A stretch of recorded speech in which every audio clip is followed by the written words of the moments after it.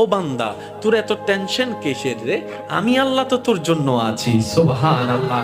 আমি আছি না তোর? আরে যার কেউ নাই তাই না টেনশন করে, যার টাকা নাই সে টাকা নিয়ে টেনশন করে, যার অভিভাবক নাই সে অভিভাবক নিয়ে টেনশন করে, যার মোবাইল নাই সে মোবাইল নিয়ে টেনশন করে। আরে আমি আল্লাহ তো আছি তো, আমি আল্লাহ তো আছি যিনি ইন্নাল্লাহা আলা কুল্লি শাইইন কাদির। আমি আল্লাহ রহমান তো আছি, আমি রহিম তো আছি, আমি গফফার তো আছি, আমি সত্তার তো আছি। সুবহানাল্লাহ। আমি গফফার তো আছি, আমি রাজ্জাক তো আছি। আরে আমি থাকতে তো টেনশন কি?